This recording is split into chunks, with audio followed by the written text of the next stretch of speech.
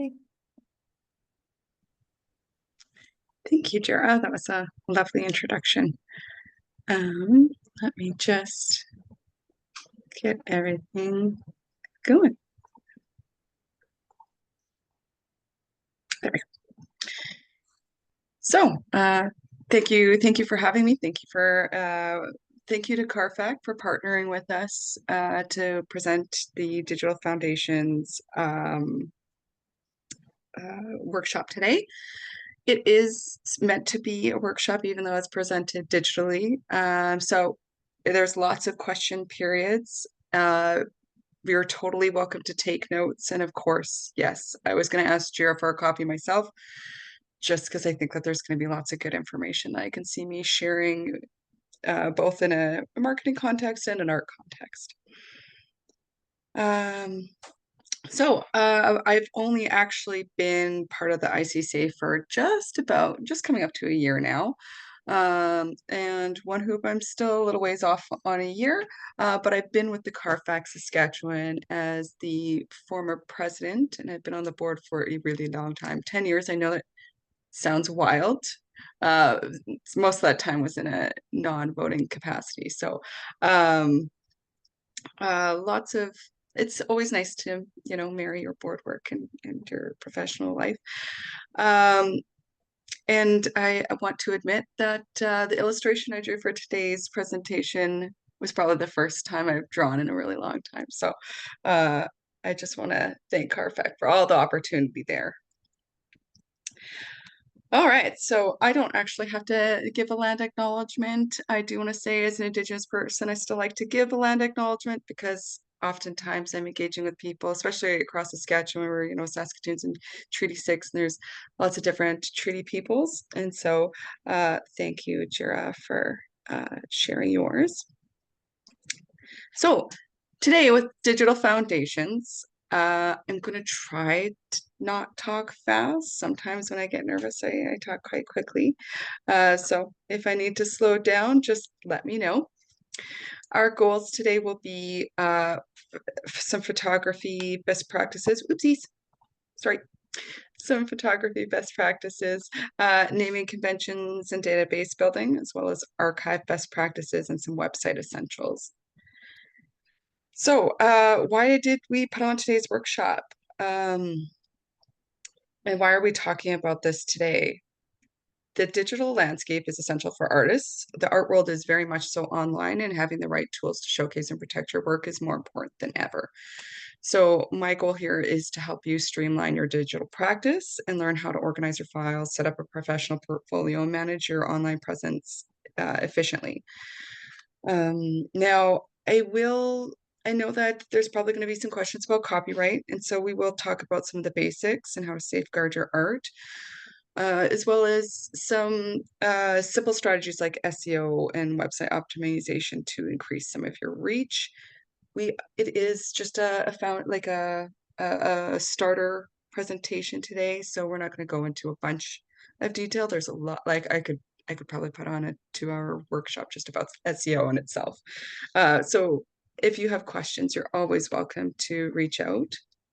But by the end of this workshop, you'll have the tools and confidence to build a digital practice that grows with you and your art career. So let's hop into it. So I figured the best spot is photography. I'm going to talk about photography from a 2D artist perspective, but I tried to be cognizant of if these best practices would work if you're like a 3D artist or like a ceramicist or whatever your art practice looks like, because I don't want us to buttonhole ourselves. So as an artist, your practice is your business, and how you present your work online does matter.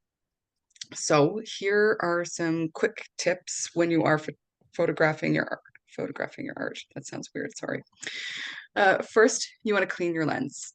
Always start with a clean lens to minimize that blur and to effectively get the most out of your dots per inch. And again, check your DPI. Not again, but check your DPI. I always aim for 300 DPI, but 600 is better, especially when you want to make really crisp, high resolution prints of your work. Or, some people have the goal of making their work be commercial. And, I think, okay, if I wanted to sell my art so that it could be on a billboard, I'm going to need a lot, like a high resolution, a high DPI. So for photographing your art at the highest DPI is always ideal. And use the right file format. So I stick to JPEG, PNG, not HEIC. A lot of times iPhones will photograph your art in HEIC. And I have photographed with iPhone before. Their resolution, I haven't bought a digital camera in years because I do find that mobile devices are just as capable and their resolution can really outperform some of the old DSLRs. So, an MP4 for videos. When photographing your work, I like to, of course, frame it so that the edges, and again, I'm talking in a two-dimensional context, but making sure that the edges of the piece are always aligned with the edges of your screen or your camera. And I try to capture them both in portrait and landscape. That way, if I have to edit them, I have some options there. Also take multiple shots. Don't settle for just one photo. So that way, in the world of AI, you can take multiple images, put it into AI and get the best one or have it mash them all together. So yes, multiple shots and give space around your subject. And this applies to even if you're a fine art, if you're taking a headshot, for instance, say you want to have a LinkedIn presence, which I'll get into later, and you want a professional shot or a shot of you working in your studio, don't suffocate your subject. So make sure there's lots of room all around your art piece that you're photographing or yourself that you're photographing, whatever the subject is. So, and then proper lighting. So that's the key to making sure you get really high quality images. So again, smartphones work great. Modern phones often surpass DSLR cameras for art photography. The goal is you want the art to be the focal point, not the background, not, you don't want to distract anybody, just like gallery walls. And you can have background behind your art, that's fine, but I would keep it white or gray. I like to really make sure that my art takes the full frame of the picture when I'm photographing it. So if you have a painting, for instance, and again, talking about flat artwork, this technique does work for three-dimensional art, but you do need one more light source just to put behind the three-dimensional work. But if you're photographing your art piece, having two light points, say like a window and a lamp, and positioning them at 45-degree angles along a 180-degree plane, so making sure they're parallel to each other and pointed both at the art piece, that will give you the best lighting without glare. And so I'm speaking from Samsung. I have like Google, and so I can use Google photo tools to scan for correction and help correct perspectives right when I'm taking that picture. And that's why I say mobile devices are just as capable, because they've got lots of tools that can make sure that when you're photographing your art, they make sure you get the best like level perspective without having to Photoshop it or anything. So yeah, all you need really is a lamp, a phone, and a window. And if you have those three, and I'm sure that everybody has those three, you can take good pictures of your art. There's no need for a professional. Now, I do think you should invest eventually once your art practice grows, but there's no need to break the bank before you are out of the gates running. And for 3D art, I included, it looks like it's a piece of paper against a brick wall, and that's essentially what it is. But if you are taking pictures of 3D art, again, do the 245-degree angle artwork, get a piece of paper, and if it is like, if it's bigger, go to the dollar store and get one of those poster boards, and you just curve it along the wall. And what that does is it eliminates the shadows behind the art piece. And that's a lot of times what they'll do in product photography. But I also want to make a mention that sometimes Carfac puts on a workshop specifically on how to photograph your art, and it's a fantastic workshop. I think I've attended 2 of them already just because it's always good to get that refresher. And so I know a lot of times when we're talking about photographing our art, we ask watermark, should we or should we not? And so there's a lot of debate about watermarks. Now, I'm going to speak from like a marketing standpoint here, and personally, I'm not really a big fan. I do find them to be distracting. But that's the thing about watermarks is they are really about um, it's a personal decision. Um, Also from a marketing perspective, if your logo is, so it's weird saying logo because as artists, we don't usually have like a traditional logo. I always use my signature, the one I sign all my art with, as like my logo. And because that's already on my social media account and my branding's on my social media, sometimes I feel like the watermark can be kind of redundant.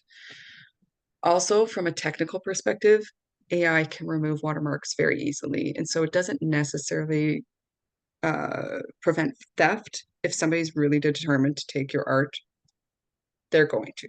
They're just going to. Um, so if you are worried about unauthorized use of your work, there are also reasons why watermarks can be helpful.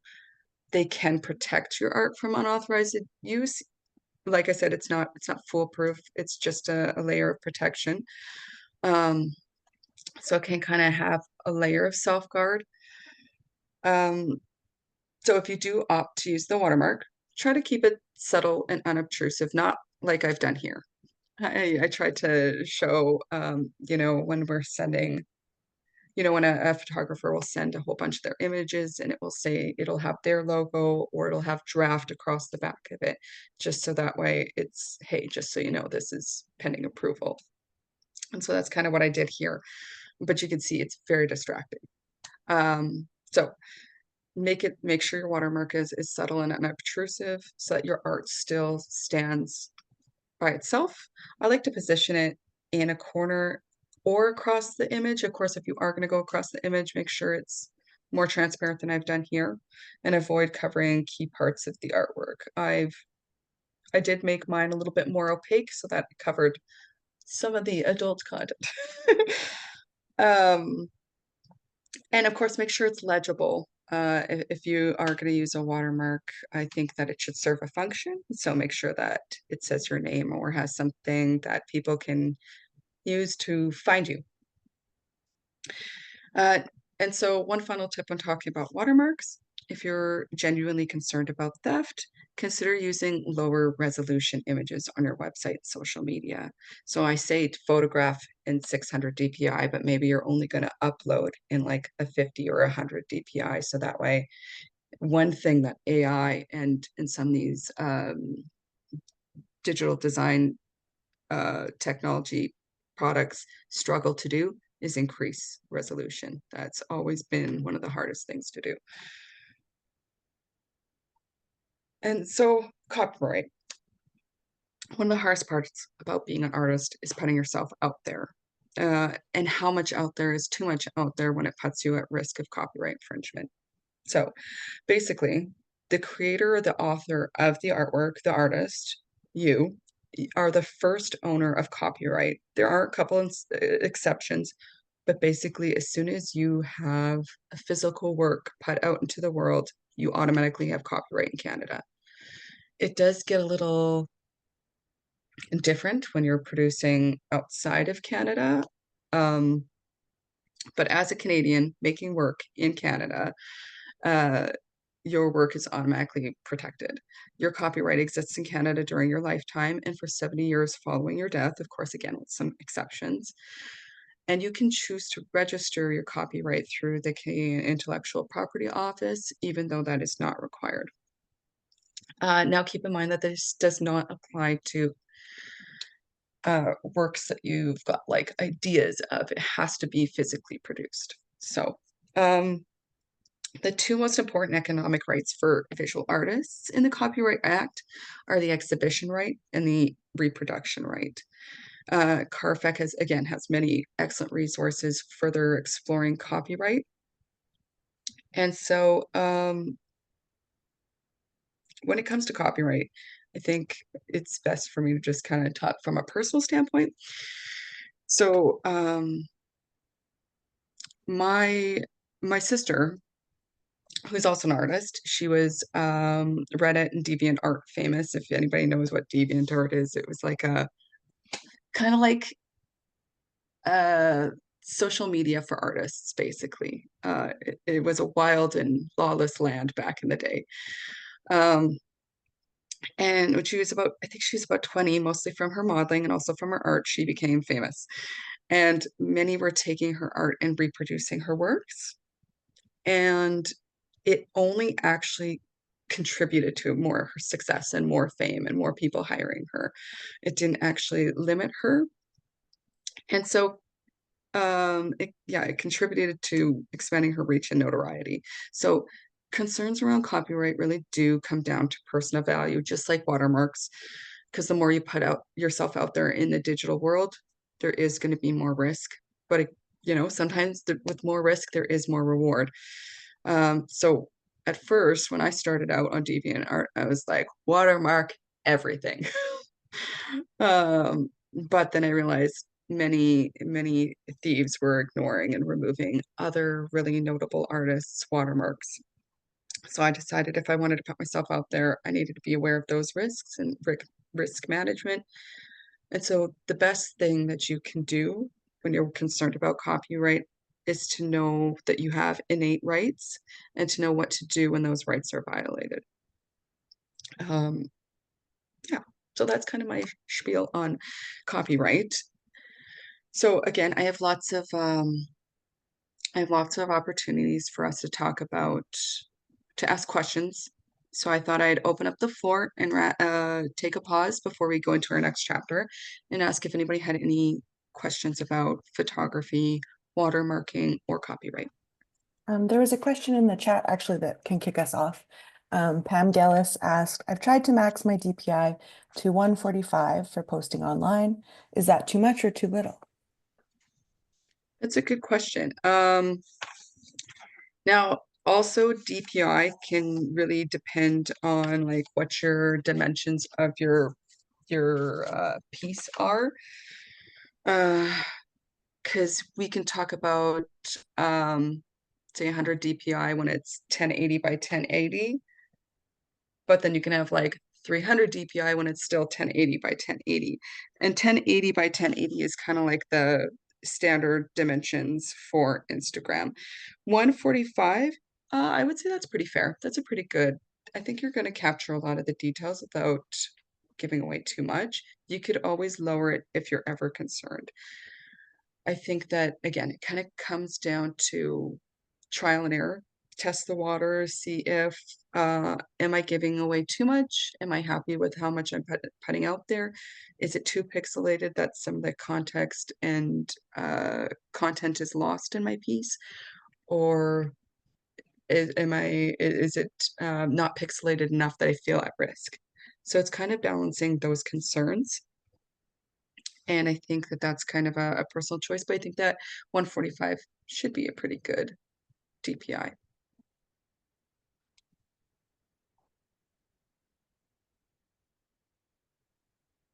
Got another question come through the chat from Diane. I had companies reaching out for using my artwork. I came to have honorarium and sign a contract stipulating only the reason specified. I gave them the okay. Is it good?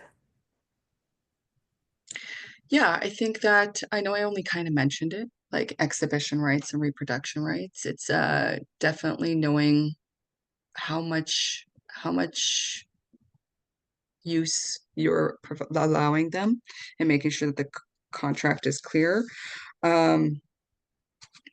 I would always say, if a company is using your work for commercial, Make sure that you are very clear on when and what they're using it for. So here's a good example. So a lot of corporations right now are looking to do reconciliation action plans or Indigenous participation plans. And so they're creating these corporate documents to lead their organizations to have meaningful impact within the realm of reconciliation.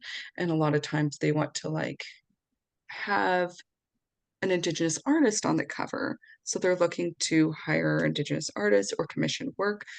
And so one thing is, first of all, always consult your CARFAC fee schedule. Make sure that you're getting your fair, and that is a minimum. You can always, that's the starting point. If you think that you want to charge more than that, you're more than welcome to.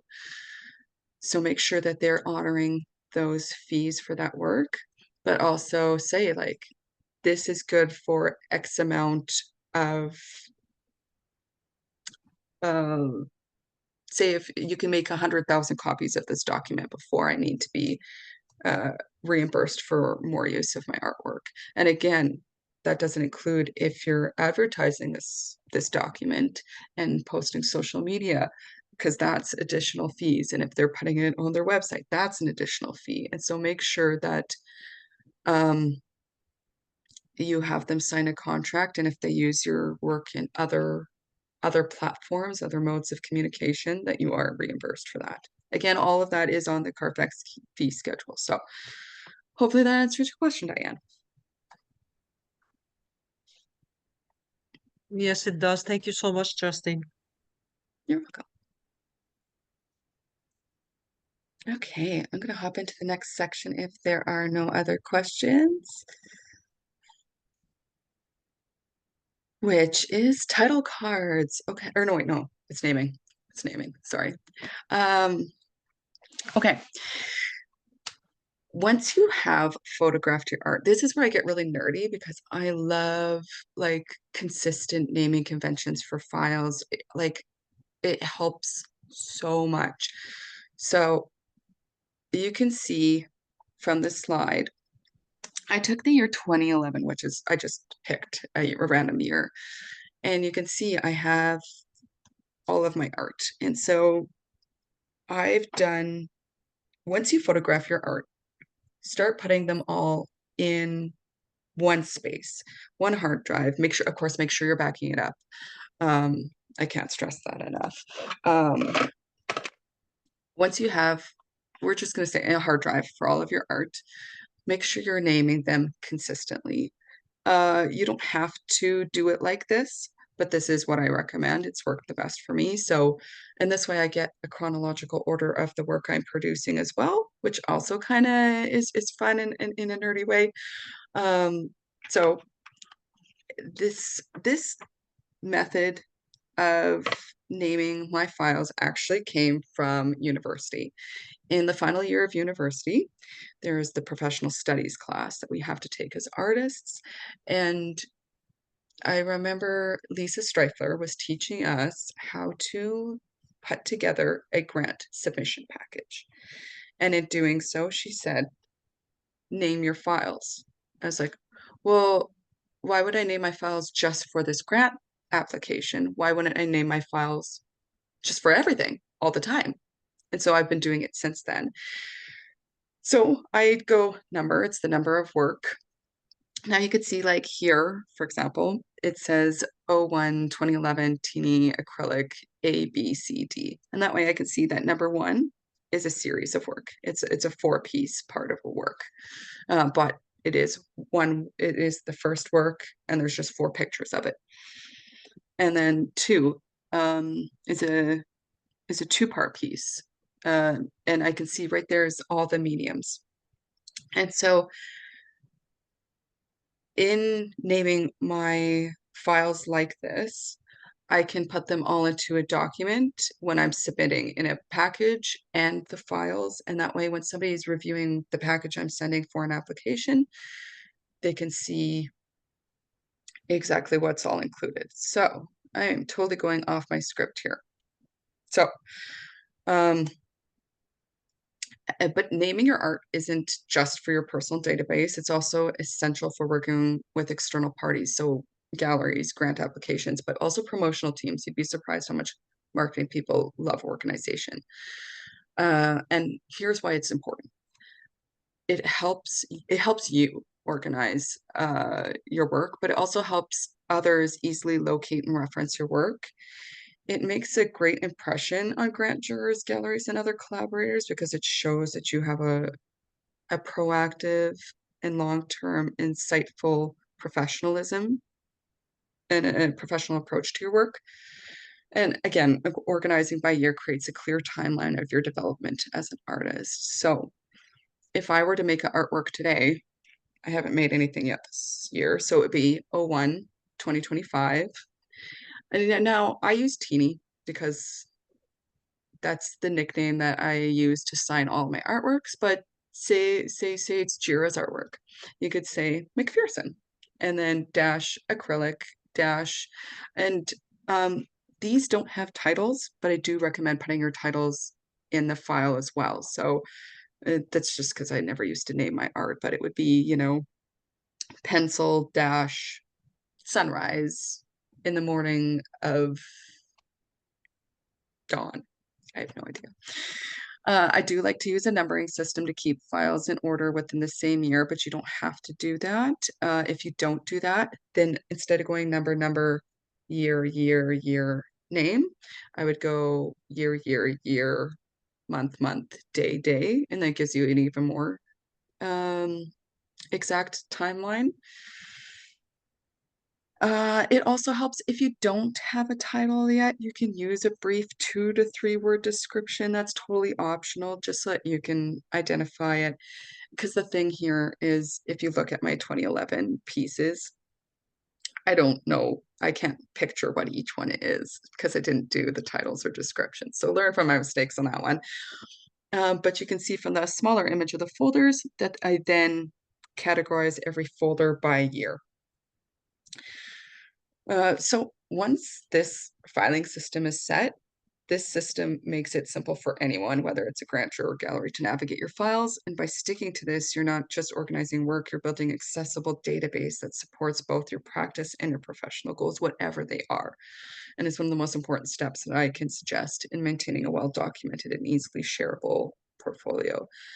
One thing I didn't mention here too is then I will also, if I have a picture that I took with my phone that isn't properly lit, I'll even make a to be photographed folder as well that says this hasn't been properly databased. So make sure that you do that.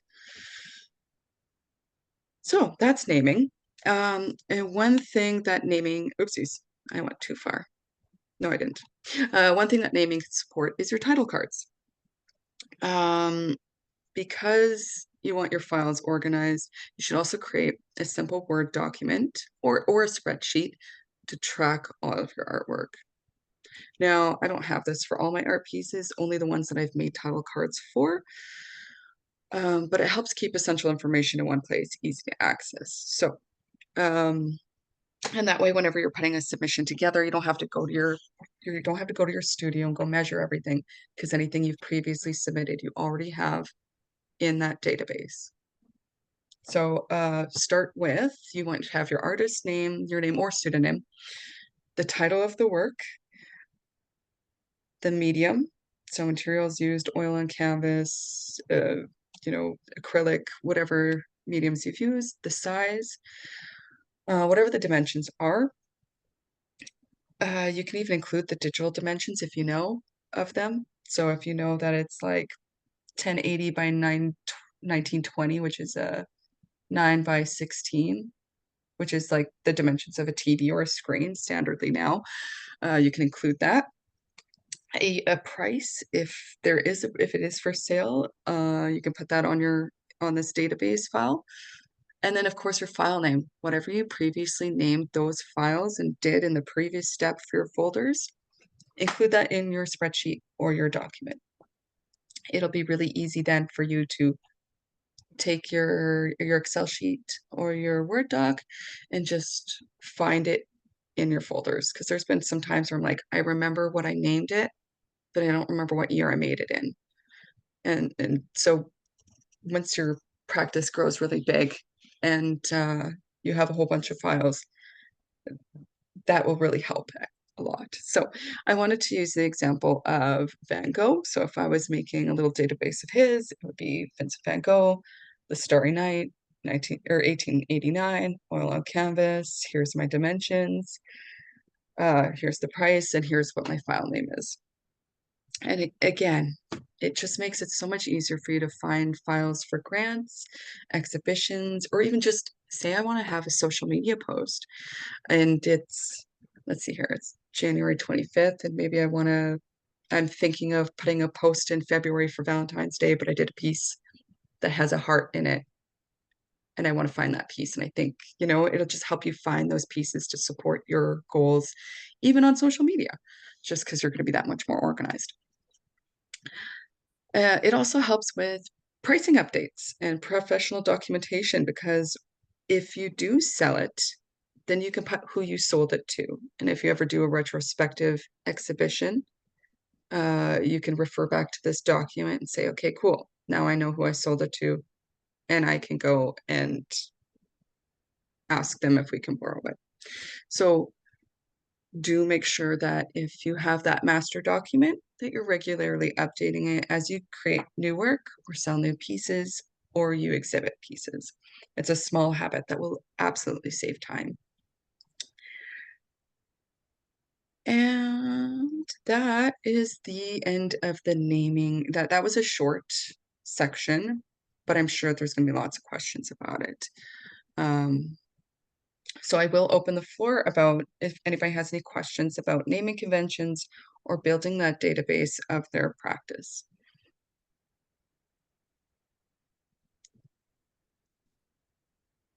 Sorry, just gonna put on some chat. Pam, I see you have a question. I've heard that by adding to the year to the piece, and I guess also guessing the title card, that buyers may not want to purchase it if it's over 2 to 3 years. What do you think? So when it comes to the year on your title card, you can absolutely leave it off, but I would still include that information in your database and in your title card into a Word doc that has all your title card information. And they make new title cards every time you exhibit. You don't really reuse them. So you can just make a new one every time. And if you decide that you want to opt out of including that, feel absolutely free to. If you think that it's going to hinder your practice in any context, absolutely go ahead and forego that.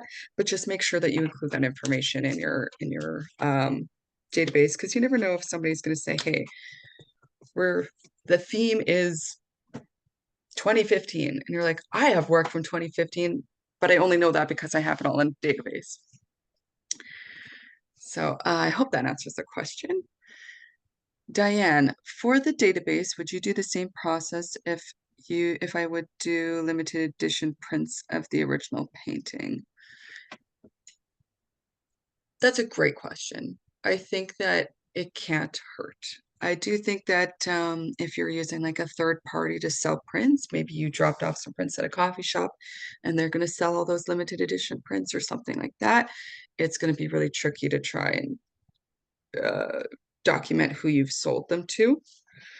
But I would definitely recommend documenting. I've done, say, 2 runs of this print, and in each run, I've done 20 prints of it.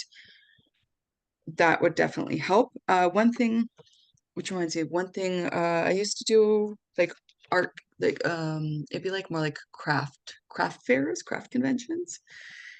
And one you can make a lot of money at those, depending on the style of art you're doing. And one artist advised that what they do is they don't track who they've sold their prints to, but they keep a running total of which pieces they've created prints of and how much have sold, so they can objectively identify and measure which pieces are the most popular, to give her more indication on which kind, whether it's just to give her more idea of what to produce in the future. So definitely tracking that information can help, depending on what your goals are. So I hope that answers that question. I had a question, Justine. Sure. Like, I'm picturing this all happening in Excel, but just to make sure we're on the same page, like where do you recommend storing this information? Great question. So I am a digital hoarder, but physically I like to be a minimalist. An Excel sheet is ideal. I actually store most of this information in a Word doc. It's always easier for me to organize everybody else's information but my own. But anytime I've, had a successful application for an exhibition and I've had to send them a list of art pieces for title cards, I've saved that information in the same Word document. I do strongly recommend using an Excel or Google Sheets over a Word document because you're going to be able to filter and control the data way more easily.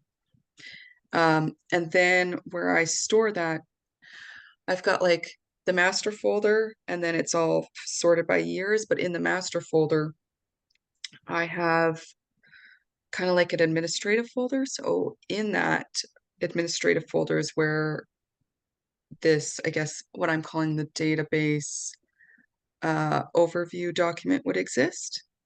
That's also where I keep copies of like exhibition posters or promotional materials just for my own personal art archive.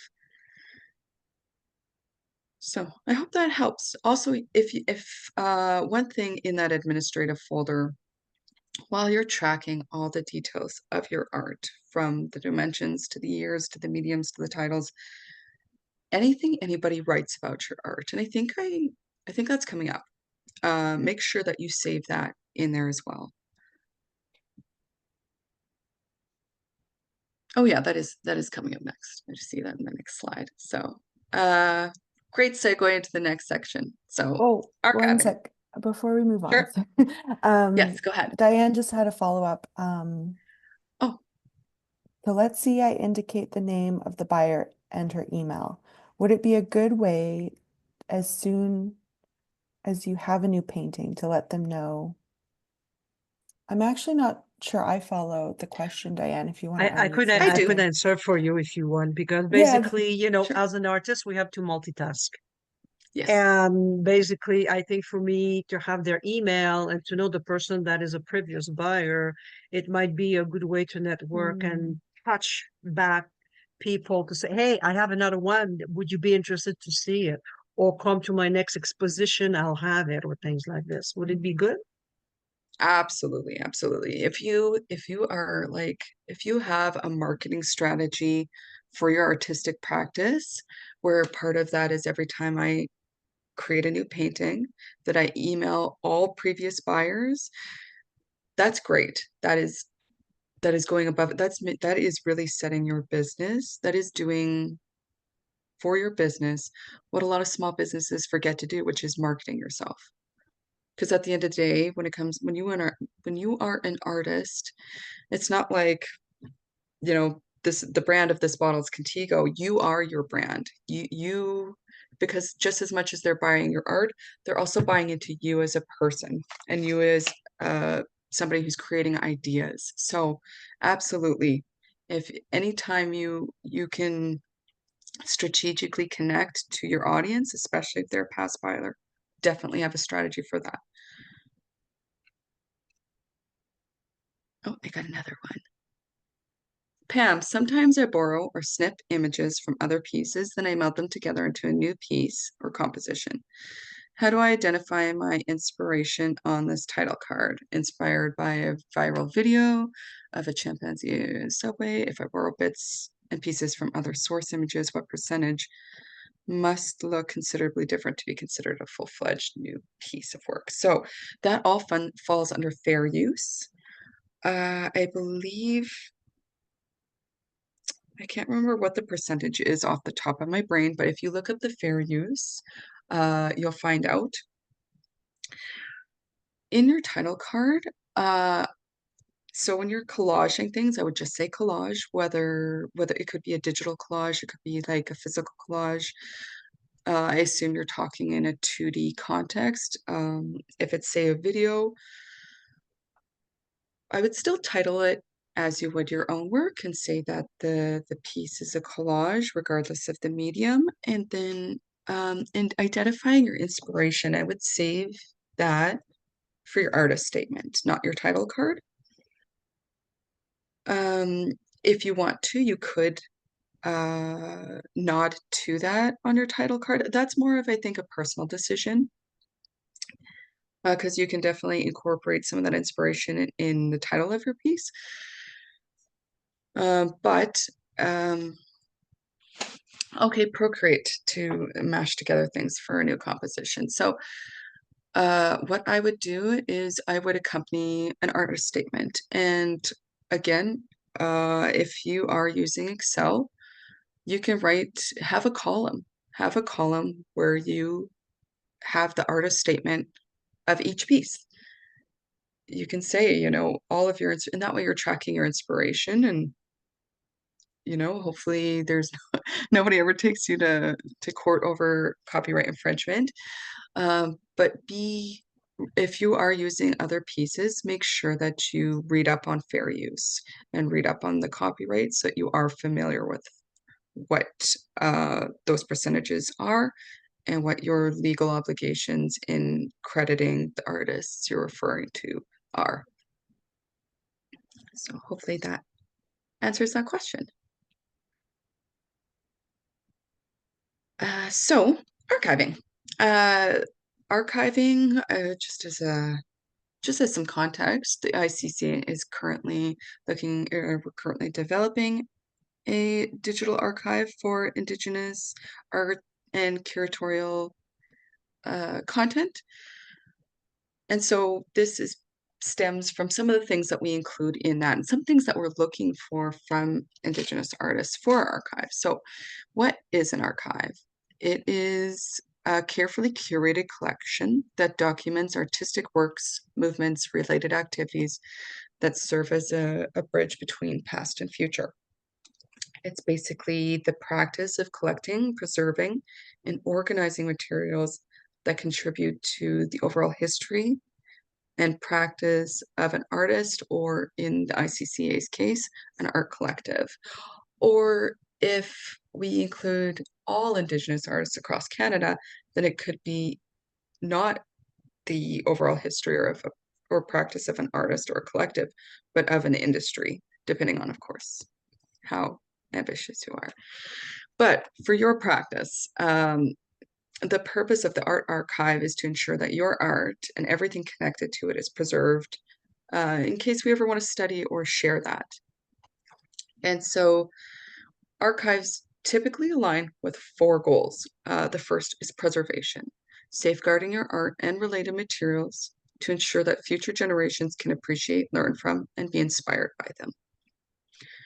There's nothing more inspiring than finding, you know, your mother's or your grandmother's or your father's doodles from university, right?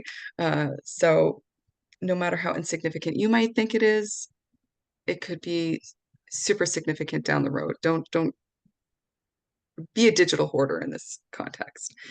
It also provides resources and research for art historians, critics, curators, students, and others interested in exploring art's cultural significance. So we never know where our practices are going to go.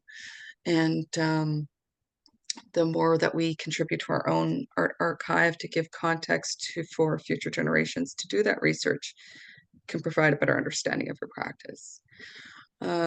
Archives also make art and its history accessible through museums, libraries, online platforms, and other means, and they offer contextualization. So archives can offer insights into the bigger picture, whether the historical, social, or political narratives behind each piece's creation. We were just talking about this the other day, about how there's really, you can't remove yourself from where from your own perspective, right? So your archive can give so much insight into where you live and what your ideas are. So definitely contribute to this. So art archives can take various forms. So it doesn't just have to be digital. A lot of artists from the 90s would manually cut reviews of their work out of newspapers and throw them into a box later. And now we're digitizing them and adding them to digital collections. So you can do both. I would still recommend digitizing it. That increases the opportunity for it to be shared. And the nice thing about archives is the more information and data is shared, the longer it lives. So archives are often managed by institutions such as museums, universities, foundations. Some renowned examples include Smithsonian Archives of American Art and the Getty Research Institute, both of which work to preserve and celebrate art's enduring legacy. Creating your own art archive can serve as a vital tool for reflection and growth. It allows you and others to understand your journey, development, and direction while connecting your practice to the broader context of history, art history, and culture. So, what should you collect for your archive? It's not just about the art itself. It's also about capturing that broader context of your career. So here's a list of some of the items that you might want to include in your archive. Of course, your artworks, your high resolution pictures of each piece, digital files, so photographs, scans, videos of the artwork, and it could be just, I had a picture of me standing in front of my art holding flowers. Put that in your archive, absolutely. And title card information, all the stuff that we had previously talked about when you're building your database is all part of the archive. But also exhibitions, shows, talks, events, posters, your promotional materials from your shows or your events, doesn't matter if it's group or solo, exhibition catalogs, if there's any printed or digital catalogs that feature your work, put that in there for sure. Invitations, if you save your digital or physical copies of invitations that you've sent to your past buyers, to your events or shows, save those. Programs, if you have if you're part of an art event and there's a program that mentions you, put that in your archive. Also media coverage. Have you ever had somebody review? Has there been an article or even a blog post about your work or an exhibition you've been in? What about interviews, transcripts, recordings, links to interviews? And it doesn't matter if it's audio or video or written, include all of it. Press releases, if there's been materials prepared by galleries or organizations about your exhibitions, put that in your archive. I also say, we grow, we create new art pieces, our perspectives change, our styles change, sometimes our interests change. So I like to also, as my artist statements or as my artist bios evolve over time, I like to keep the older ones too. It's kind of nice to see where I was. It helps give me an idea of where I'm going. And of course, CVs, your artist curriculum vitae, your resumes. This one's give or take, but contracts and agreements with galleries or clients can also be helpful for your archive. Me personally, being a digital hoarder, I just like to take an old contract and then just reuse it and just keep adding to it as I grow and want more things, become a bit more refined in my processes. Certificates, achievements, awards, accepted grant letters. One thing that I love to tell people is you worked really hard. Do not be scared to toot your own horn. The only thing worse than being arrogant is being fake humble. Celebrate your achievements and make sure that those go into your archive. Yeah, so letters of recognition and any notable correspondences. I also like to save screenshots of people who've mentioned my artwork on social media or screenshots of website features. And one thing we didn't mention, because when I'm talking about photographing your art and naming conventions, we're talking about the final artworks, but keep your sketches too. Just think about how much Da Vinci sketches go for, and if you didn't save them, you know, we'd have so much context lost. Same with notebooks, journals, documenting your process or inspiration. Now, and this is why I say digitize your archive as best you can, because keeping this all in a box can be kind of tedious, especially when we're talking about people who have professional careers in arts that span 30 years. I mean, that can be a lot. So, of course, keep in mind that you don't have to do all this. This is just suggestions. I'm trying to be as exhaustive as possible. I'm missing stuff for sure. But by collecting these materials, you're creating a rich resource, not only for your own records, but for future opportunities. Again, like retrospectives, publications, exhibitions. So make sure that you regularly add to your archive. And they like store it in physical and digital for max preservation. A lot of IT guys will tell you the rule of three, and that's if you're digitally preserving it, have one hard drive on site and two that are off. So maybe you have a Dropbox and maybe you have a Google Drive or a Box or iCloud, or can't remember what Microsoft is. There's lots of opportunities there, but just, yeah, if you're going to only do digital, make sure you do it 3 times, and one is a hard drive on site. So that's archiving. So digitizing.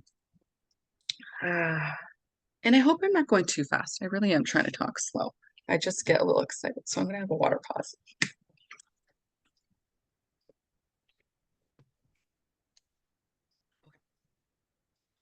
So digital collecting and metadata. Digitizing and documenting art collections and archival materials does ensure their preservation, accessibility, and ongoing relevance in a digital first world. Digitization transforms physical works and related materials into digital formats, protecting them from physical degradation while enhancing their accessibility for research, education, and public engagement. So, metadata is how we describe those digital assets. Metadata provides the structure and context for digital files. It's what enables museums and archives to search categories and understand those materials. Excuse me. It includes essential information like titles, creators, dates. Again, I really hope that it follows the train of thought. Once we start naming all of our files and building that document, now you can see that some of the things that we've already built in the previous steps can now inform the metadata of your files.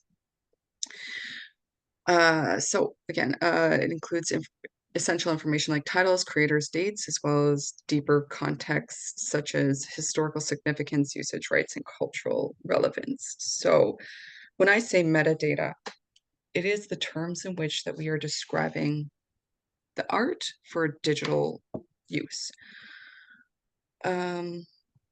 When collecting, cataloging, your archival materials, it's important to follow consistent naming conventions, kind of like we did when we named our files.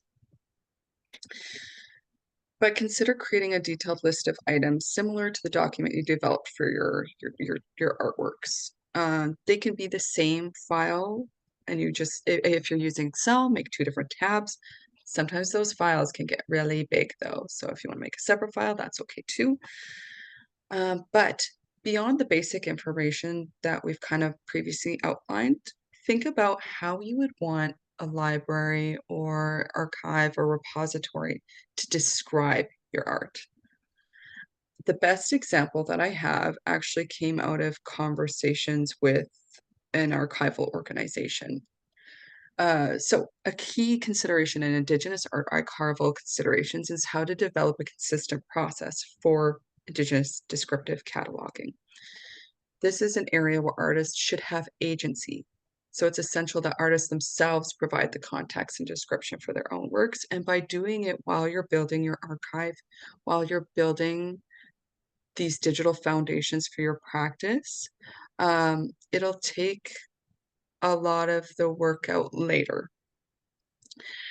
So for instance, I'm just going to use myself as an example. Now, how I feel about calling myself an Indigenous artist is a conversation for another day. But as an artist who is Swampy Cree, I might ask myself, is my art reflective of a specific Swampy Cree style? I may not feel that it's appropriate to limit my work to a monolithic interpretation of what Swampy Cree style looks like. And from my background in marketing, I understand the importance of using searchable keywords like Indigenous artist and so on. So for my own personal descriptive practices, I need to be mindful of where and how I want my art to fit into a larger cultural context. So I have 3 examples here. And they kind of show the evolution of descriptive practices around Indigenous artists. 40 years ago, the term Indian was used. 20 years ago, Aboriginal was really common. In fact, ICCA used to be the Aboriginal Curatorial Collective. And now we use the word, and now, even in our land acknowledgement, we don't even just say Cree, we say Nehewak. We let their language describe themselves.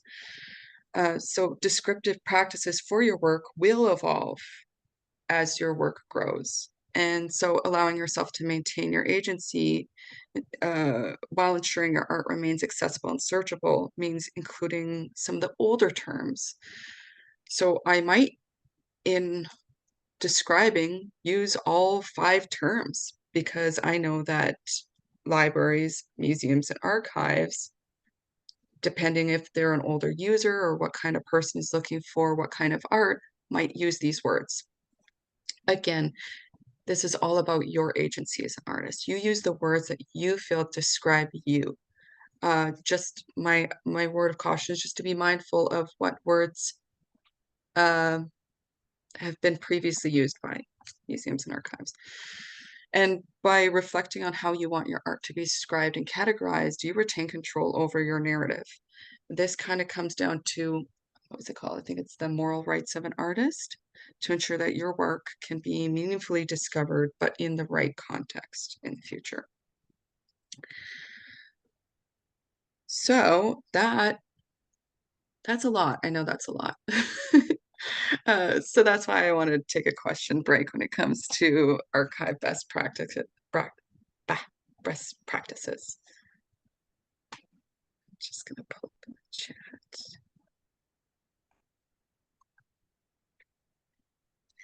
All right, I have another question from Pam. Oh no, wait, that's from before. I already answered that one. Cool. Does anybody have any questions about archives and archival best practices? I feel like that was a lot of information. I have a comment of Okay, just go like, ahead. I'll share my own naivete in thinking that, website links will stick around forever. Initially when I was starting to do art writing, I was saving links. A lot of the first pieces I ever wrote are now for defunct online publications, and that writing doesn't exist, right? So like, yeah, not saving the URLs is something I learned, and actually like pulling a copy of those things. Agreed. And I think about too, there's a lot of like art galleries that will get funding to develop an archive for an artist, and then when that gallery's funding becomes under like they lose the funding, sometimes they have to say we can't keep this archive any longer. So yeah, make sure you save a copy of everything, especially if it's related to your art practice. But again, share it with other organizations too, because maybe they can, maybe that gallery can't support that archive anymore, but maybe another can, and they're just happy to accept it. So thank you, Jira. Cool. Okay. Oh yeah. Sorry. Go ahead. The other Go ahead. since there's nobody else with questions, I was also just thinking about when you were talking about also cataloging your older work, and I was just thinking about how nice it is to be nice to your younger self too, because I know a lot of artists that find it hard to look at their old work, or and you know I do as well. But like in this exercise, I was like, oh, that's kind of, even though it's a simple thing of like you know, you're inputting stuff in a database, I can see it being kind of emotional in a certain way, but just a nice opportunity to be kind to your younger self, because of the reasons that you really beautifully outlined, Justine, of like it's this journey of your professional development as an artist. I mean, if you really want to, go and apply for a grant that says I want to reflect on my whole body of work and create a database. And now you've got grant funding to go and do all of the things we're talking about today, as long as you write it creatively enough. But yeah, That, it can be very reflective. would that fall under a research grant? You know, I'm not sure. I always make the, yeah, I'm not sure. I'm not the best in the grant world department, but I'm sure that there's a grant out there that probably would pay you to do a reflective database build, as long as you say, hey, it's a performance. I'm going to sit there and look at my art and just make a whole bunch of faces at the camera. Yeah, yeah. Well, because see, I was kind of doing a lot of what you're talking about. Yeah. But I've lost so many reviews and articles and, you know, moving around like 20 sometimes, whatever, and just losing stuff in the fray. And I've even gone so far as to even call companies and organizations and places where I used to work. Yeah. And one good example is I phoned a place in Saskatoon that I used to work in, and they had no way to access any of the physical copies. They had no digital backup of some of the work that I was trying to look up. So for all intents and purposes, it was just kind of gone. Yeah.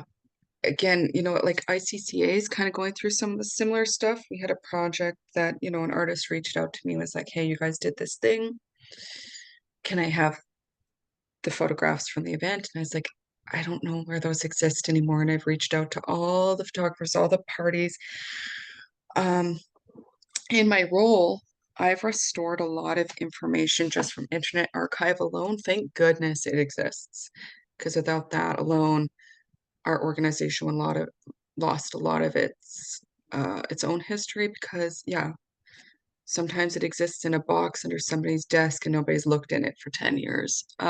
Again, make sure once you have those pieces in that archive that you share it with somebody. Yeah. But kind of what you're saying is if you can find your stuff, if you're archiving all of your materials that you need for, let's say, a grant or whatnot, what you just said now is online resource, definitely refer to online. And then once you do have it, archive everything, date it, put it in folders or whatever, you know. Yeah. Yeah. Okay.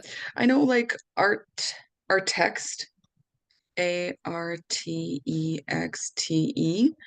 they're an organization that does a lot of art archiving, and they accept a lot of they have what's where you can self deposit things into the repository. So if you have an exhibition catalog of your own work, you can send it to them and they'll put it into their collection. And so just making sure that your stuff is shared with other archives will make sure that if you ever lose it again, you know where to go. Okay. Elle, I see you have a question. Do you have a section of your computer that you keep all your archives on, or do you have an entire computer that you dedicate completely to your archives? great question. Personally, I pay for Google Workspace, which comes with a 2 terabyte cloud, and I have a 4 terabyte hard drive. And so what I do is I make sure that I upload everything to my workspace and I upload everything to my hard drive. And I know it's not the 3 rule that IT guys prefer, but it's at least 2. So I make sure that I have an on-site physical, but digital hard drive just for art. And again, it's on the Google. I used to put it on Google and Dropbox, but it got like, unless you automate backing up, it gets a little operationally inefficient if I'm being real. But the nice thing is if you go to GoDaddy, you buy your own URL, which mine is justineart.ca. I then go and pay $15 a month. I think it's cheaper now that I bought the yearly one. And it gives me a branded email. It gives me that 2 terabyte workspace. I'm not here promoting Google. We don't need to support any more tech giants, but you can find a program that will let you have some digital space that you can back up your copy. Do not, if you're going to have your digital archive on a hard drive, make sure it's not just on that hard drive. I've dropped my hard drives more times than I've dropped the ball. So yeah, just make sure that it's not just on a hard drive. It's not just on a computer, that you have some sort of cloud backup for that. So I hope that answers your question. So it's technically not on my computer at all. It's technically on the Google Drive, and I installed it, and it just kind of, when I upload things, it uploads it to the server, and I think it takes it right off my computer. It does take a bit more RAM, but less hard drive space. So I hope that answers that question. Okay, so I did want to touch on websites because, which again, I guess it's a great segue that I mentioned my website, that we talk about the things that go on our website, because I think that especially in the marketing world, our website really is the core of our digital presence. It's kind of the place that everybody goes to find out more. But a lot of times it can be like, where do I start? So having a well-designed and functional website is crucial for artists, creatives, and professionals alike. A strong website not only showcases your work, but it also facilitates meaningful connections with your audience. So what I want to cover is the key features, the best practices for building an effective website. And where do you start once you have your art and your archive digitized? So your website should be designed to address some common questions and requirements filled in submission applications. That's kind of what I make mine function as, and it has gotten me work because of that. So think about it both as a portfolio and a tool for showcasing your brand as an artist. The design of your art or your website should offer a glimpse into your identity as an artist. I like my approach to my artistic practice as a business is my signature is my logo. And I treat it that way. From the moment someone lands on the site, I aim to ensure that the type of art I create is clearly communicated even before they view my work. Your website should be more than just functional. It should reflect your artistic vision. It should set the tone for how your audience perceives you and your practice. There are 3 main elements I always prioritize for artist websites, because I have built a couple. The first is your bio and your CV and your portfolio. Again, those are 3 really foundational items that go into your grant applications. They're core sections that provide insight to your professional journey, your creative identity, and your body of work. So we're just gonna hop right in. Your bio. So pardon the outdated picture.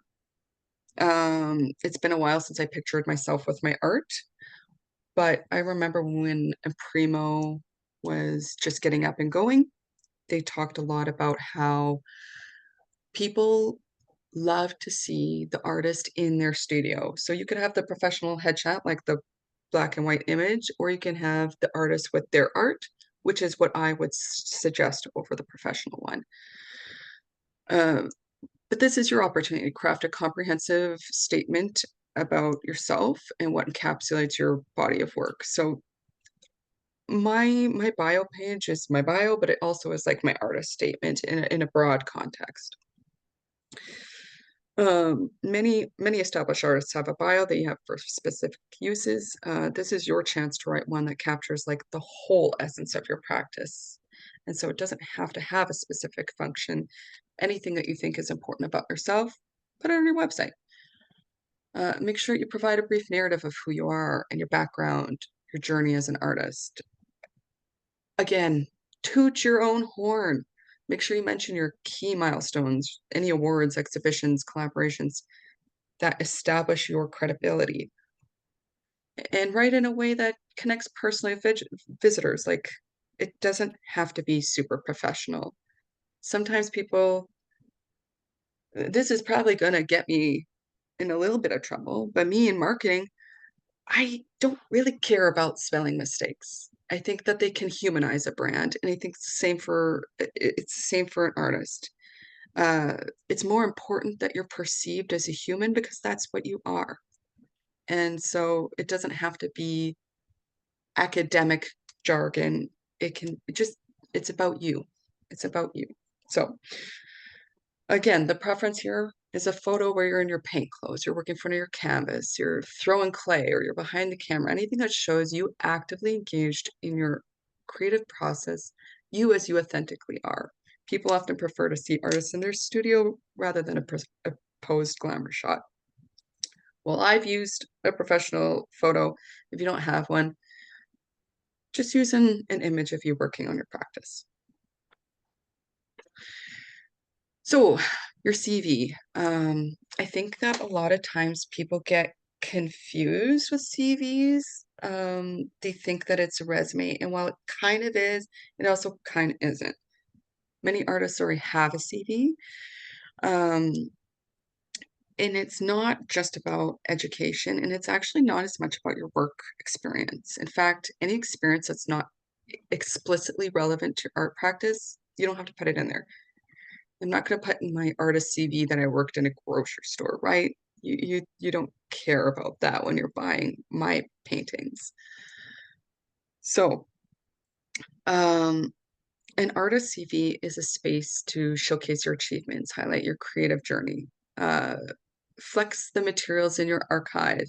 If you've given artist talks or you've given artist tours, you've had interviews, yeah, education, residencies, solo exhibitions, group exhibitions, collaborations. If you've been published, I put on mine anytime I've done art for like a book cover. I'm not in the book, but I'm on the cover. Anybody who's reviewed my work, if I've had a successful grant application, if I've got awards, I think I could be wrong. I haven't looked at my website in a really embarrassingly long time, but I do think I include my board work in my CV because it's an art board. So yeah, anything that's remotely relevant, feel free to include that. It's less about a linear career path and more about presenting the breadth and the depth of your work. So keep that in mind. But it does have to be formatted nicely. One thing I do see, always make sure that your most recent is at the top. That's probably the most important. So that's your CV. Next is your portfolio, and this is quality over quantity. So once you have your whole art practice digitized, you have that archive of all your work, it's very, very, very, very, very tempting to just upload all of it and call it a day. But don't do that. Don't do that. I did that when I first started out. Don't do that. it's kind of like when you go to the restaurant, there's too many things on the menu and you get overwhelmed and you're just like, hey, I'm getting chicken fingers, I guess. Don't do that. Because you've organized all of your art into the database, now you can easily select the works that you think best represent your practice. Your portfolio is your chance to showcase the pieces that effectively capture your artistic visions and the goals. It's arguably the most important part of your website. So when focusing on pieces, which pieces to include, focus on cohesion or show range. Don't do both. So either show these are the cohesive themes of my artistic practice, or this is the entire range of my practice. If you try to do both, it's going to come across a bit disjointed. Decide based on your professional goals. I mean, that's really a personal choice. As somebody who kind of like dabbles in a bunch of things, I get a little like squirrel, so it can be hard for me to decide. Cohesion highlights a clear, consistent artistic voice, while range demonstrates the versatility and adaptability of your practice. So, for example, I personally prioritize cohesion, but I take the opposite approach, I focus on cohesion in my art portfolio, but versatility in my design portfolio, because I also have 2 portfolios on my website. And I do them for different reasons, but in your portfolio, you also want to highlight milestones, include works that have been part of exhibitions, received awards, or represent pivotal moments in your journey. If you know that if they're recognizable to people, they could be included in your portfolio just to create more engagement with it. And again, quality over quantity. Select strong, curated collection of your best works to make the greatest impact. How many is really up to you. I've seen people do like 5 pieces. I've seen people do 20. It's what you think best reflects your body of work. Your portfolio should align with your goals, though, whether that's building that cohesive narrative or demonstrating your adaptability. Make sure deliberate choices that reflect your creative vision, and that is the goal of your portfolio. And so there is another really important page other than like your homepage. I just treat my homepage like, here's a link to my CV, here's a link to my bio, here's a link to my portfolio. The next page is another important one, which is your contact page. You have to give people a way to connect with you. So your contact page is the spot where you want everyone to end up on your website. Make it easy for people to connect with you for inquiries, opportunities, or even collaborations. Clear communication channels make it easy to get in touch. So emails, phone numbers, sometimes a mailing address or a PO box or a studio address, and maybe a contact us form if you're open to commissions. Again, what you put out there is really dependent on your comfortability. Make sure that you're understanding what risks there are. I do have my phone number on my website and my email. I don't have my home address, but I do get a lot of spam because my phone number is on there. So just be mindful. But again, it is a business, right? So it's really up to you. And I think that I like to think if it goes on my business card, it should go on my website. I always actually make the marketing joke, what comes first, the business card or the website? Do both at the same time. Just do both. Save yourself the headache. Because I made my business cards and then I made a website and I've got 500 business cards with no website on it. So heed my caution. Social media links though. Always include buttons or links to your professional social media profile so others can follow and engage with you, wherever that is. And a call to action, or a CTA. Encourage visitors to reach out for inquiries, commissions, or collaborations. And you can spice it up, whatever is, I think, again, reflective of your practice. You can, instead of saying like contact me or send now, you could say collaborate now, and that's the anchor text on your button. So have fun with it. And so the next is your homepage. I do always save the homepage for last because I think it should be a summary of all the things that you've previously built. I always design the homepage last because it ties everything together. So your homepage should grab attention immediately. It should give, pick your absolute favorite piece of work and make that be the first thing that people see. In old-timey marketing, it was just newsletters, and there's a concept called above the fold, and that's because your newsletter was folded over, and whatever image was on the front cover of the newsletter, that was the above the fold. We still use that term now in website design. So before anybody scrolls, what do they see? That's the above the fold. And so here's where you want to highlight key elements, your featured work, or it could even be a compelling bio snippet, or if you really want them to go right to your portfolio, you could put a button here and say, view my portfolio. Sorry, I need more water. I'm talking a lot.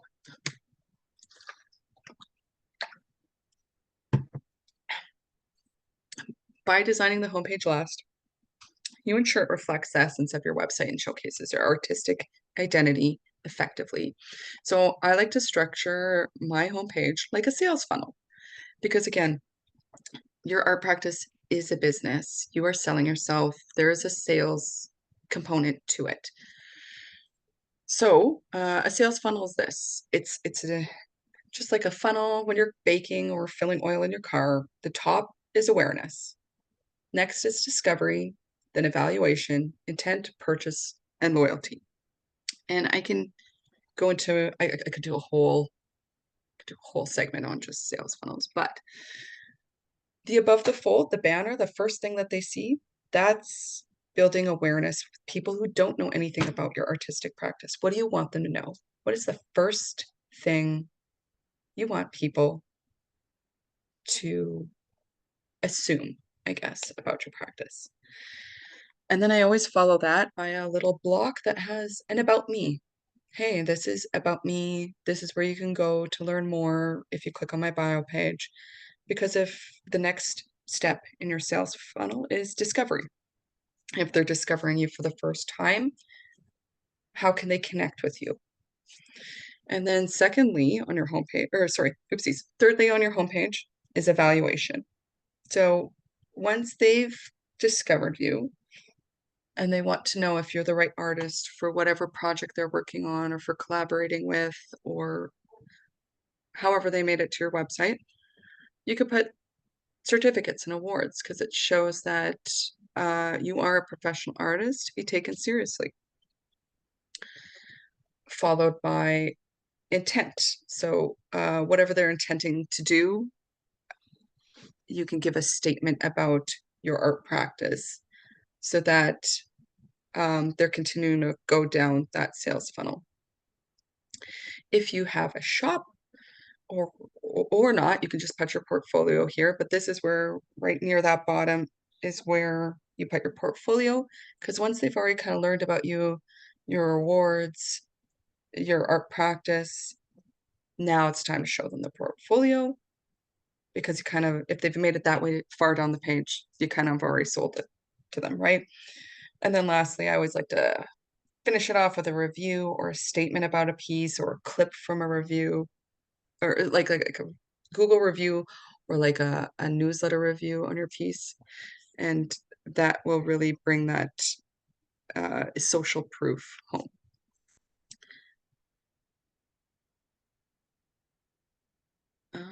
Where did I leave off? And so it does sound sales driven, but you're also an entrepreneur. So I'm just trying to figure out where I left off because I really went through that really fast. Also, when you put that last spot with your review, your testimonial, whatever, however you want to put that, I always put a link to my CV there.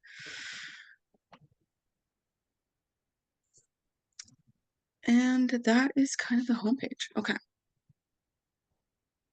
And then I've got some tips. These are just kind of random tips about building the warehouse or the website in general. creating your website is overwhelming.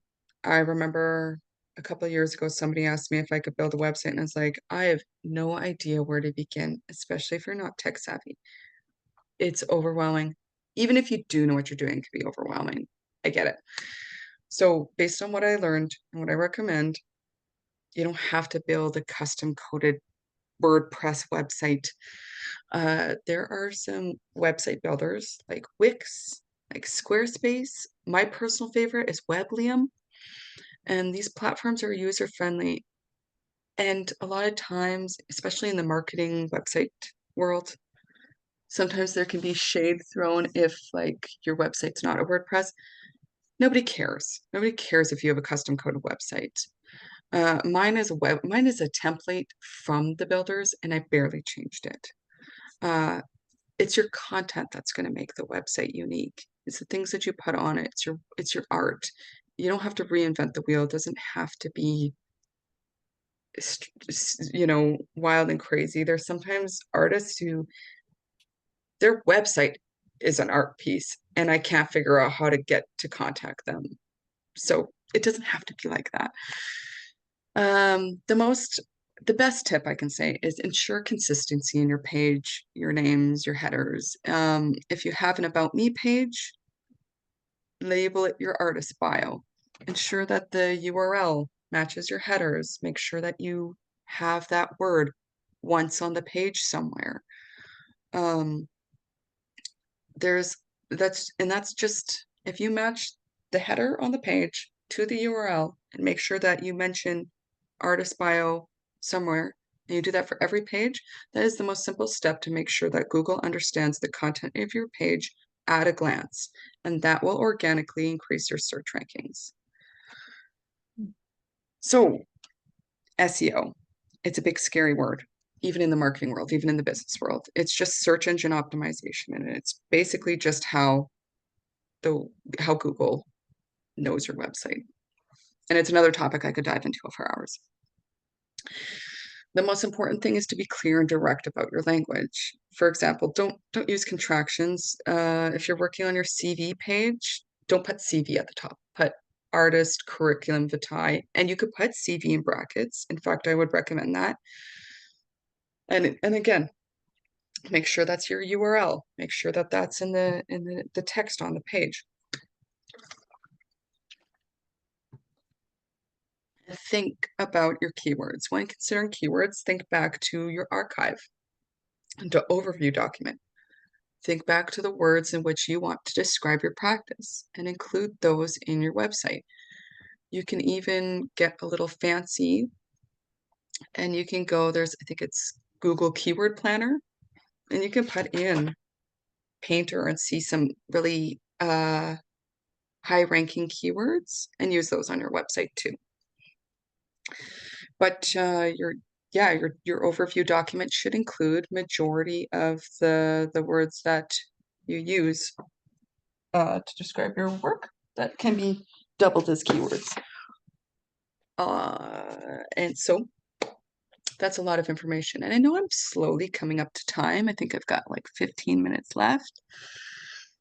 So website's daunting. I'm sure there's some questions. What's the name of that web design program that you use? I use Weblium. I'll put it in the chat. Okay. There's a really motivational comment from Pam in the chat too, that she built her own website using YouTube tutorial videos. It's awesome. They really do make it easy nowadays. And again, I'm happy to help. I don't think that we need to be gatekeeping any of this kind of information. So if anybody needs any help, sometimes when you've got the website like built on Weblium, Wix, or Squarespace, it can be a little confusing how to get it from GoDaddy to that. Because one thing we don't think about is when you go buy your domain, like icca.art, justineart.ca, that's your phone number. That's not the phone. Your website's the phone, but you can take the phone number and direct it to any phone. That's the same with your website. You can take your URL and point it to any website. So that's where it can get a little tricky. L, if I am also a writer, is it okay to have a joint art/writer website, or should I have separate websites? If so, should I link them to one another? Great question, because I'm an artist and I'm a graphic designer.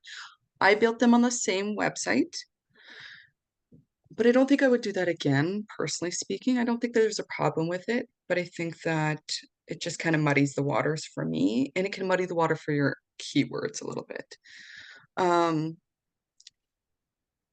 So you can have them on the same website, just like I've done, or you can make them separate websites. If you do have them as separate website, absolutely link them together. Make sure that it's easy to find yourself regardless of what you do there.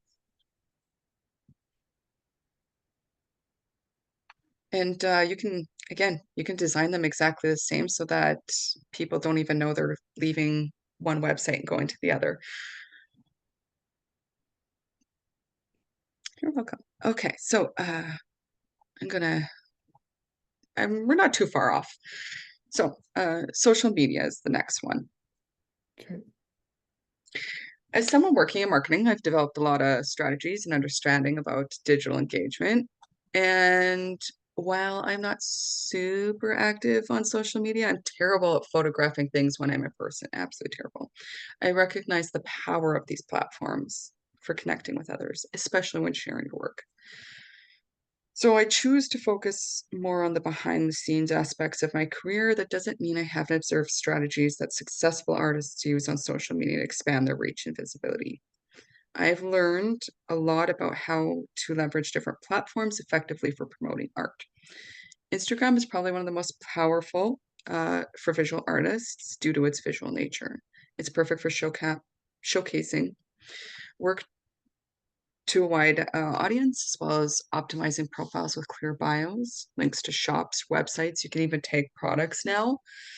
And of course, a relevant photo really sets the tone.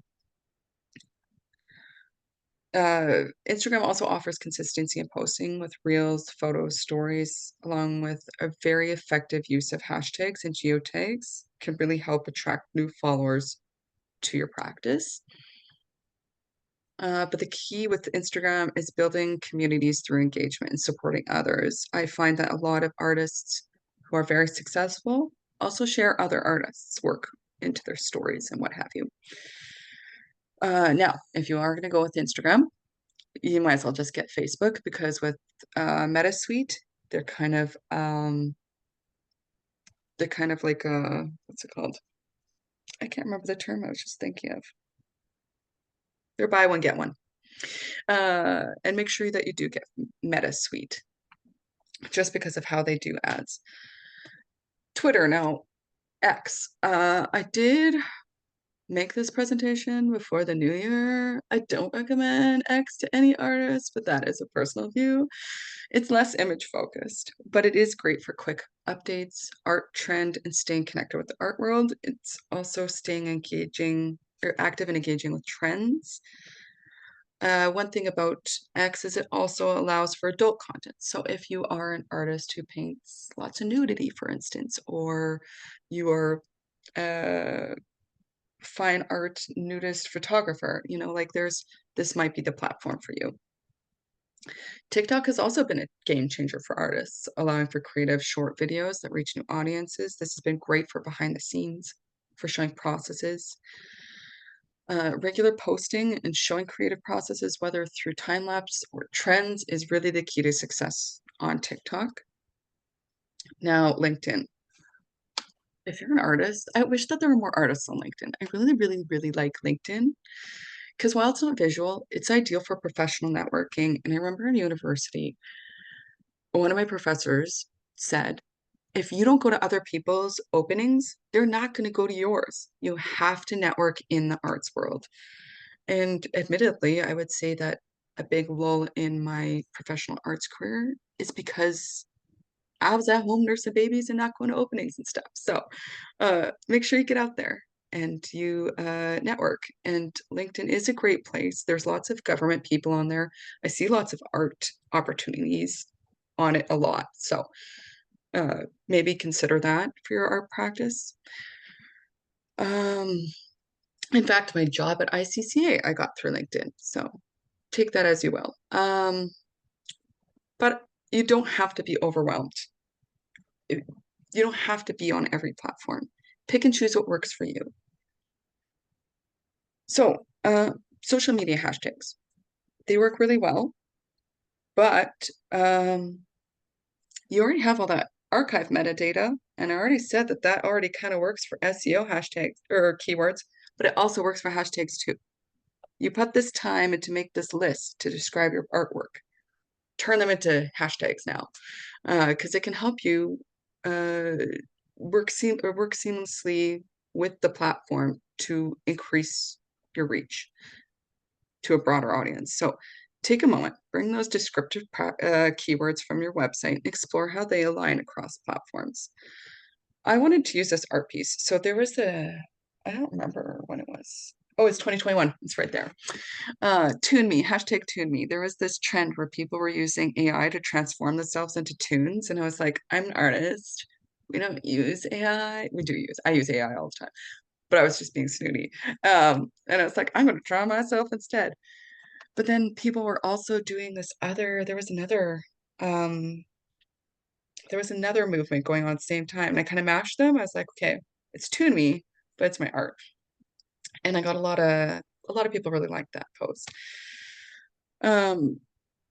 So hashtags can be really fun to incorporate, but also feel inspired by, but also rebel against.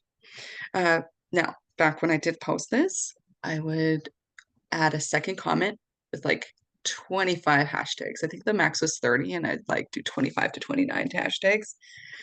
Now, instead, I weave hashtags into the body of the text. I only use about 5 to 7, and I try to make them be a functional purpose in the description of the piece on social media. I also capitalize each word in the hashtag to make them easier to read and stand out more. How you use hashtags is up to you, but just know that based on the previous steps of this workshop, you already have a lot of keywords, or a lot of hashtags, sorry. So some tips. Let me start by saying, post what feels authentic to you. Your genuine passion for your art is what's going to make your social media accounts what is engaging. People are buying you, not the art first. So what formats and dimensions should I use? Social media is overwhelming. It's even overwhelming for me, and I work in marketing. So if you're overwhelmed by it, that's okay. That's totally okay. I make every post in 1 by 1, and I post on everything. And a lot of people will be like, don't do that. Make a different post for every platform. Don't overwhelm yourself. This is just, if that's overwhelming, just pick one platform and just post the dimensions that platform likes. And that's okay. You don't do anything that takes away from your art practice too much. Don't overwhelm yourself. This is supposed to be fun. This is supposed to be engaging with your audience. So don't stress too much about it. So I do recommend 1080 by 1080. Yeah, around that 100, 150 pixels, or DPI, sorry. Platforms like Facebook and X, formerly Twitter, do prefer different dimensions, but LinkedIn and Twitter both support the 1 by 1 images. So because 3 of them, I just post everything in that 1 by 1. If you are only posting on one platform, though, it's good to consider the platform's dimension. Oh, I already said that. Sorry. Now I'm following my script. So that's just the dimensions, though. The format of what you're posting will depend on the platform. If you're not going to post a whole bunch of pictures to TikTok, you're probably going to want to post a video to TikTok. Same with, you're probably going to want to post videos to YouTube. You're probably going to want to post a group of pictures to Instagram. So just be mindful about what the platform's focus is and what type of content best resonates with the audience that you want to connect with. And you can decide based on where your audience is most active and tailor your content specifically for that platform. Or if that's overwhelming, you have a piece of content that you believe works best in whatever particular format, and choose the platform that supports that format too. So as a rule of thumb, TikTok is video focused, Instagram is image focused. Carousels do the best. Carousels is just a fancy word for more than one picture. Twitter is also image focused, but with a 4-image limit. And they have shorter text. You can have like 140 words. Facebook is pretty darn versatile. LinkedIn likes long form content. So if you write an article about your own art or your artist statement or your artist file, that's probably where LinkedIn is probably going to be the best. You can also upload PDFs to LinkedIn so that you get that cool scroll thing that it does that's unique to LinkedIn. So there are other platforms, Threads, Pinterest, YouTube, and more. And we could go on forever. But you don't have to buy into the pressure of social media. It's just a tool, and you don't need every tool in your toolkit to create something powerful. You wouldn't need a palette knife if you're a film artist, right? So I could talk forever about the strategy, but I think these are the best practices. I do think we're running out of time, even though I've talked real fast. So we'll move on. Does anybody have any questions about social media? I just wanted to clarify, is that the end of your presentation, Justine? And this can just be like overall questions? No, just Okay, specific no. about social media Okay, right now. sorry, social media. Yes. Yeah, social media can be a tricky one because it really is daunting, especially like it's a lawless land of egos. But it can be very, very, very effective in communicating your digital presence outwards, if that's what you wish. How often should you post?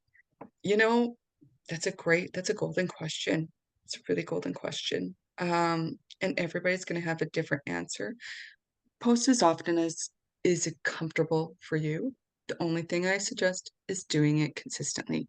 If you post once a month, make sure you commit to posting once a month. If you post once a week, make sure you commit to posting once a week. If you post every 3 days, but also consult the data. So every every social media account will have some backend data that you can consult about when is ideal times to post. So definitely refer to that and let that kind of guide. But again, don't let social media bully you. You bully it. You post often as you want to post. When I work, but I'll answer a little more professionally. In the professional world, I try to not post less than twice a week.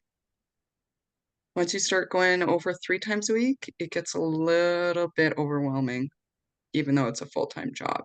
So keep that in mind.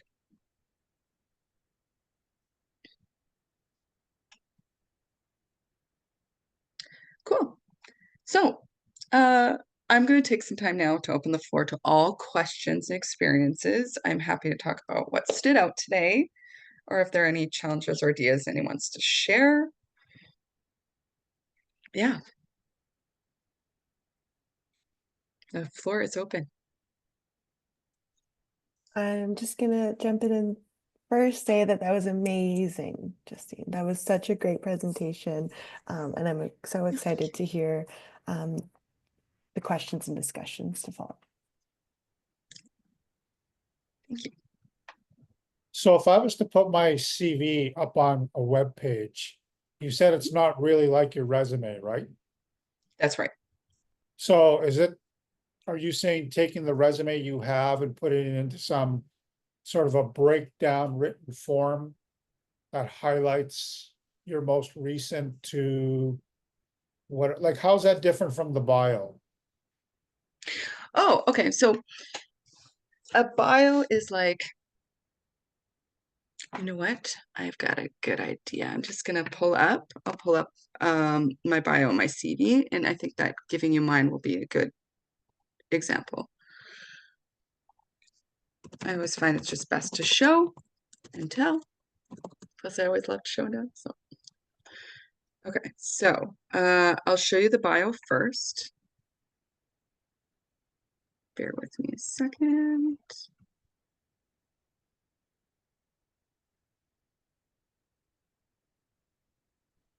So my bio kind of goes into who I am, where I've been, some of my achievements in a paragraph form. And then this admittedly is more artist statement. I should probably put a header there that says artist statement. But then when I go to my CV, it is formatted like a resume, but you don't include, I guess, like work experience, things that are outside the realm of your artistic practice. So, and that's sometimes what people will say, this is my CV, but really it is just the resume. And because you don't have to, I don't need to know you worked at the grocery store to apply for this public art grant, right? So that's just kind of, it's more like what goes into it that differs an artist CV from a resume. Okay. Right. How do you use your blog? That's a great question. So, oh, I shouldn't have closed that page then, because I think, oh, it's still open. Okay. How I use my blog is, and again, I should be better about this, is communicating some of those pieces in my archive. So I did a public art piece. It went my CV. So I wrote about it. I reflected on it from my own perspective.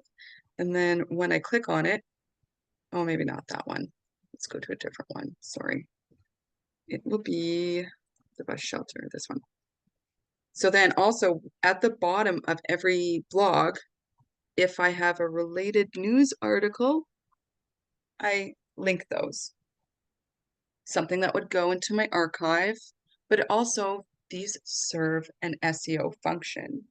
Now Google knows that if somebody's looking up Indigenous art for truth and reconciliation, my website has the opportunity to come up because I have that news article linked on my blog.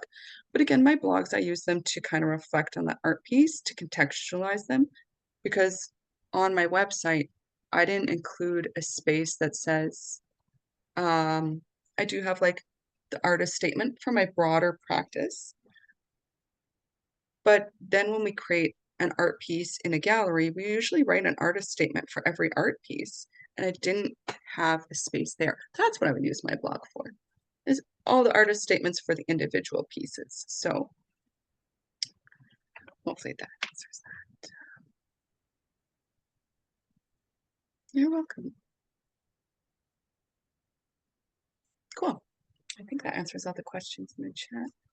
And thank you for all the kind words, everyone.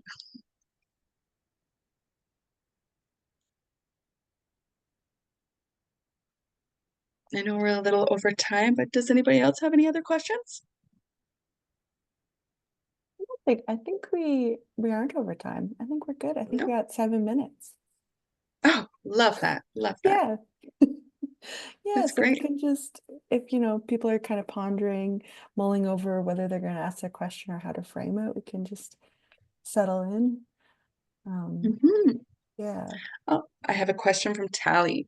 Do you have any tips on building social media followers from scratch?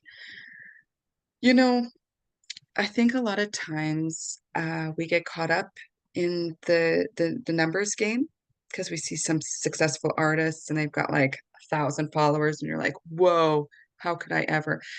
Don't focus on the followers as much. Once you start building things that are authentic to you, that represent your practice in a meaningful way, the followers will just naturally come. People are attracted to and are magnetized to things that are just authentic reflections, and that's what your art practice is. If you post passionately about what you're doing, the followers will just come.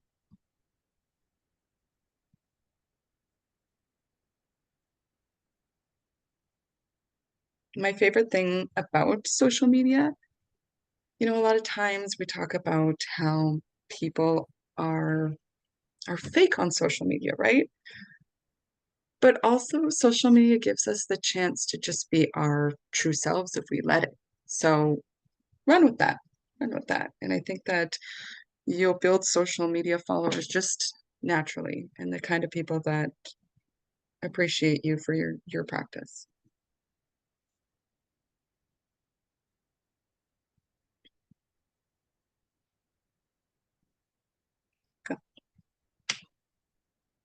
Well, I really enjoyed it. I'm not a visual artist, but in my line of work, it's cross knowledge really applies. So I want to thank you. You're welcome. Thank you for the kind words. Well, I'm glad that, I was like kind of worried. I was like, my practice is 2D, and of course, I can share that with you, but I was like, oh, I hope this translates to other mediums well. So thank you. That's good to know that it does. Yeah. You're welcome.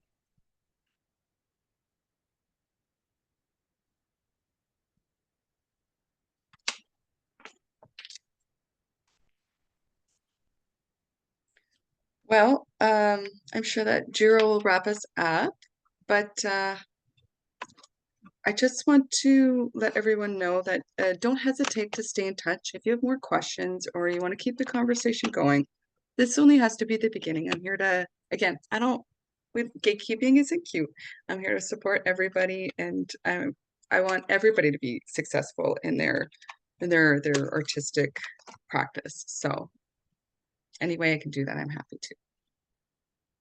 Well, huge thank you for today. This has been such a great afternoon, and I love that, like, yeah, jumping in and being like, okay, I have to make a website is a kind of daunting starting point, and you've broken everything down into these foundational pieces of how to kind of give your future self a gift of like organization and thoughtfulness, and just like putting yourself out there, right? So that, your reference like selling work, but also so curators or programmers can find you, understand the themes that you're working with.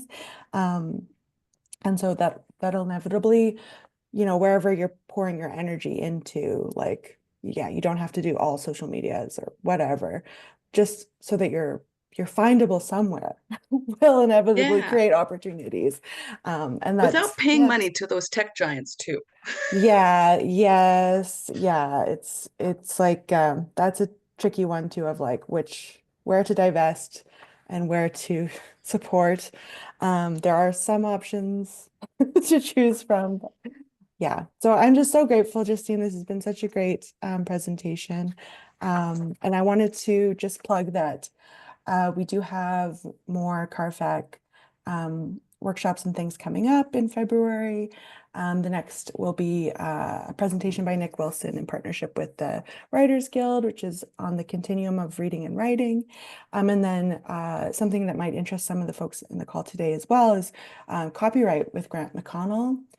These are both going to be online, and that's on February 19th as well. As well as we have the Prairie webinar series that we collaborate with CARFAC Alberta and Manitoba. And so we have the topic of defining yourself as an artist. So that actually ties into like, how do we present ourselves in our bios, or yeah, when we're talking about the mediums we work with or the themes we work about in our identities as people, because yeah, it's this brand identity essentially that we were talking about today. So you can always visit our work, carfacsk.ca workshops for more info about that, or reach out. And then I'll be reaching out to everyone with a link if you want to revisit today's conversation, as well as a feedback survey, so we can just be informed about the experience of taking our workshops. Yeah.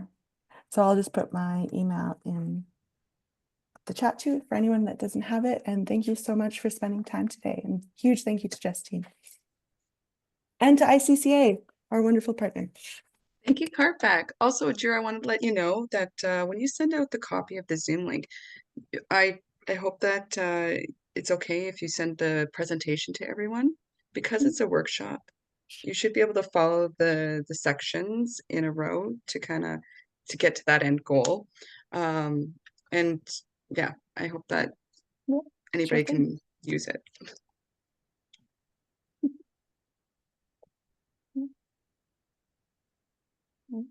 Have a lovely rest of your weekend, everyone. Stay warm. Thank you for coming. Yes, thank you.